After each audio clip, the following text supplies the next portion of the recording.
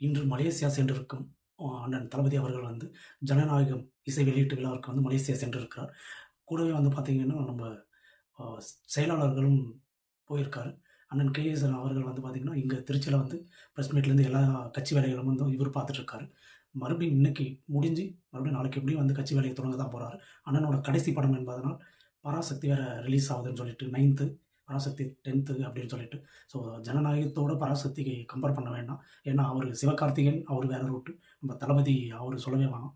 அவர் படம் எப்பவுமே ஒரு இதுதான். ஏன்னா, அவரு படத்தோட போட்டி போட எந்த படமும் வராது.